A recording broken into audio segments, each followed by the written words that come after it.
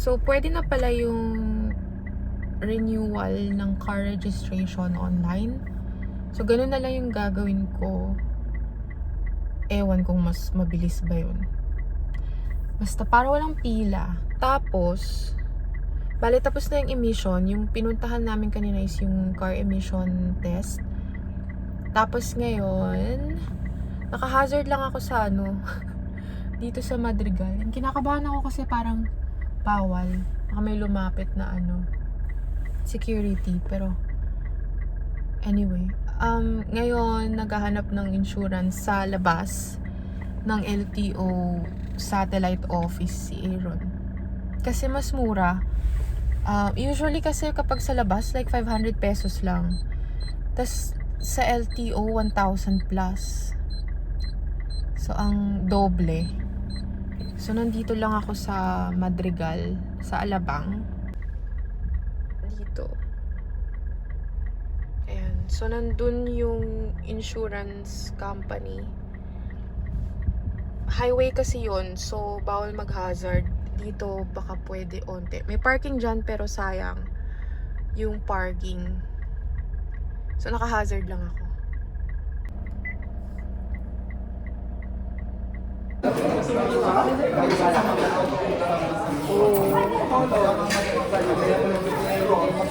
Dami naman ito. Last name.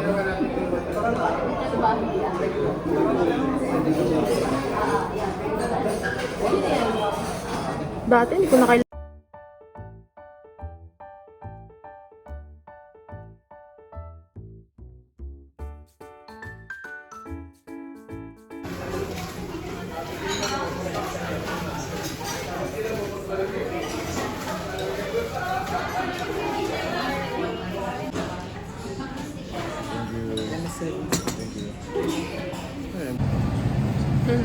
Grocery.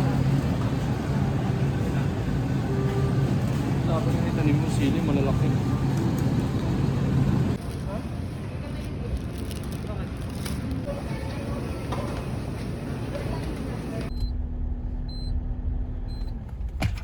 Ay.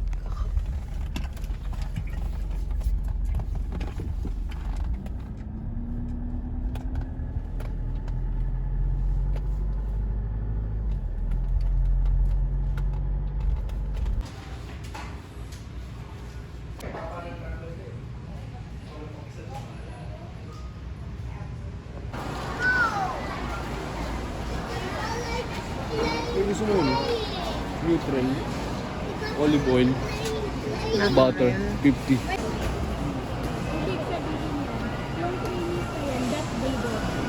Nasa Korean grocery kami. Actually, si Aaron pala nasa Korean grocery. Nasa car lang ako.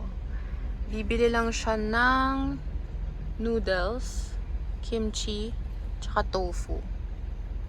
So, ang oily ng face ko, habang naghihintay, tinry ko yung online renewal ng registration dun sa portal ng LTO. Briefly lang ako nanood ng YouTube, instructions, like YouTube kind of step-by-step video. Ililink ko yung napanood ko kasi super daling sundan. Ang dali lang. Tapos, payment through GCash. Tapos na. Yay!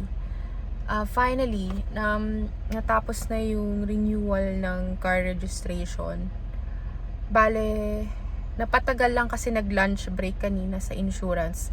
So, nag-grocery muna kami. And then, tsaka kami bumalik dun sa insurance. Tapos, ang konti lang ng tao dun pero ang tagal. Pero mas napamura nga kami kasi 1,000 plus dun sa LTO. Tapos, dun sa pinuntahan kong insurance, 560 lang. So, doble yung price. Pumunta rin kami sa Landers bago kami nandito. Ayan na siya. Tada!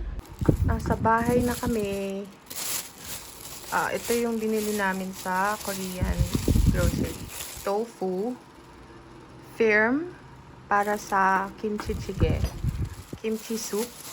Tapos, kimchi. Tapos, ito yung sa noodles para sa soup. May malaki pa lang ganyan, no? Meron. Mas madami. Ito, yung flat. Sunod naman sa Landers. Naka-sale sa Landers, kaya tada! Ito parang 50% off. Kerrygold Pure Irish Butter. Tapos, ito parang 85 lang. So, dalawa para sa cake.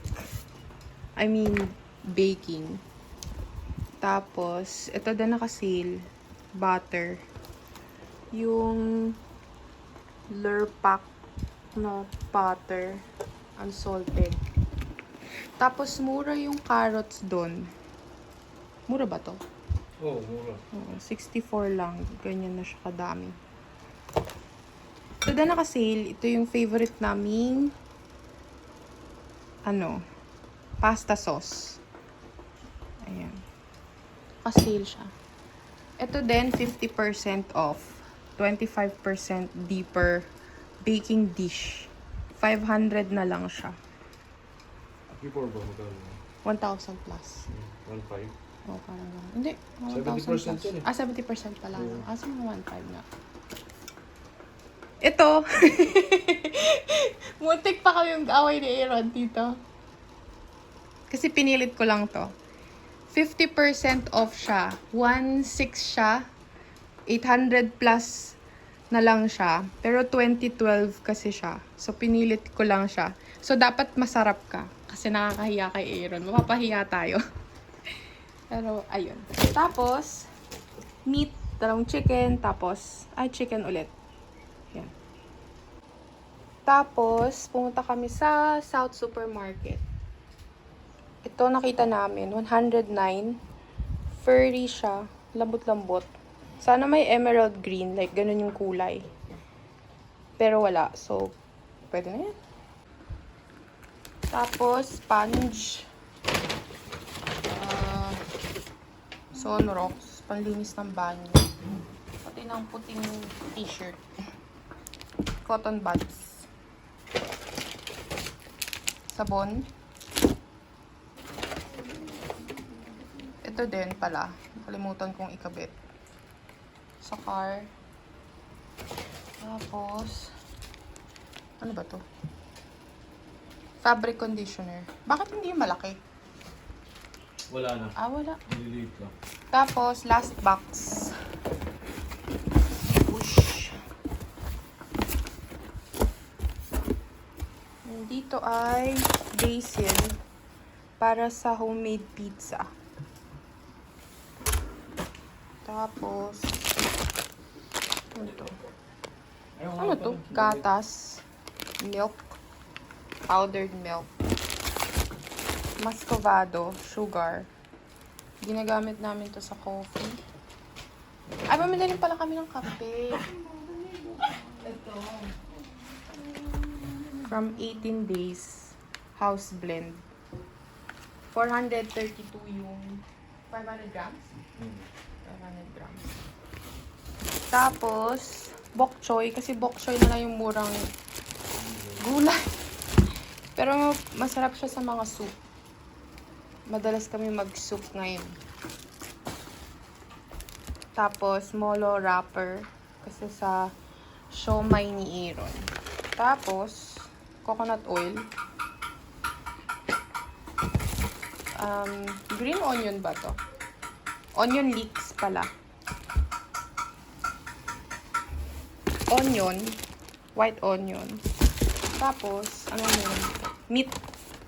Pork. Ano to? May shrimp din sa siomai. Tapos, giniling na pork and beef. Pork lang. Tsaka, ano pa isa? Beef. Time to try. Nilagyan ko ng ice kasi hindi pa malamig yung wine. Ooh, brownish red siya. Let's see. Malamig kaya siya. Kahit dito masarap, sasabihin ko masarap siya.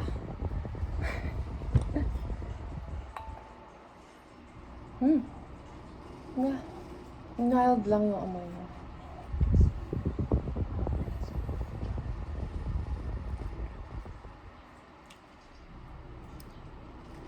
Oh. So this is how wine should taste like? Wow. Hindi siya mapakla? Ooh! Wala ba siyang lasa?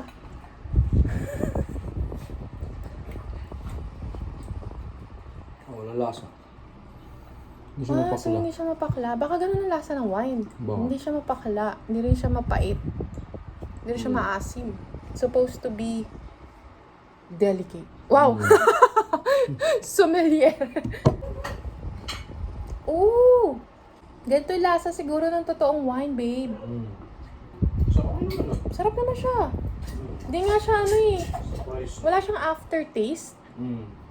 Hindi ako nag-joke not for the sake of the price. Like, hindi naman ako na-disappoint sa kanya. Drinkable siya. Hindi siya mabantot tulad ng Chile. Hindi rin siya mapakla tulad ng mga Carlo Rossi shit. Hindi rin siya ganun katapang yung lasa tulad ng mga Yellowtail. No. Oh. Or yung Beringer. Very light.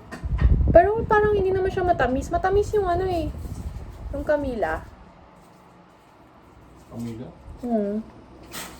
Yung pagkaret niya parang brownish red. Wow. Sarap. Okay naman pala, hindi ka nagalit. Oh, masarap naman. Drinkable siya. Kaya pala inaaraw-araw na yung wine. Now it makes sense. Mas mura sa Landers ang white wine yun. Oo, ang sarap niya. Tingnan mo yung cork niya, babe. Oh. Maitim. Maitim yung cork niya.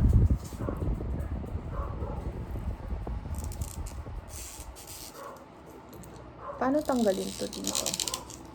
Ano yun mo dito?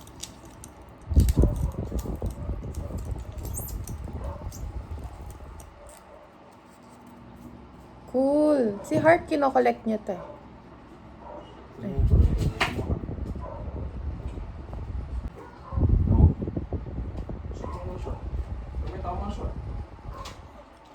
Meron ba?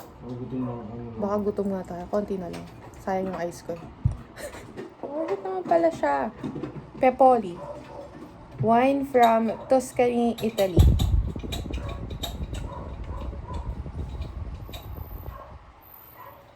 Ilang percent ba to? Oh, it's 13%. Camille pala. Fleur de Camille. Mura lang to. Parang, pag na-tsempuhan, parang 700. Buy one, take one. Pero normal price niya sa SNR ngayon, parang 400 plus. Matamis to. Pero hindi siya novelino tamis. Like, very sophisticated yung tamis niya. Favorite namin to. Ito yung binibili namin lately. Pero, nag-try kami ngayon nito.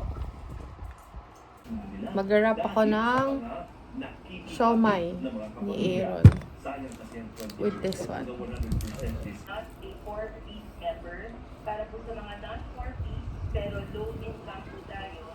Pwede pa rin po mag-apply. Magaling ka na magaling. Tada! Ganun lang siya. Ganyan lang. Magugulo din pag ano. Karamihan sa mga nasa middle income country na tayo. I'm gonna eat Pero yung this. statistika natin Naalala ko dito yung sa lola ating ko. nutrition, Lagi kami kumakain nito after namin mag-grocery sa Uniwide dati. Meet and greet sa mga aso. Asong makukulit. This is Suey. Say hi, Suey. Suey. This is Bree. This is Glut. This is Tukles. Tukles, say hi. Hoy, maingay. Maingay na aso. Pomeranian yan, nakagupit lang. So, ayan, ganyan sila. Maingay, magulo. Time to peel garlic. So, nagtatambak kami ng minced garlic para mabilis magluto. This is dinner. Yes. Kimchi soup made by Aaron. Super sarap. Like, he perfected this recipe na. Yay!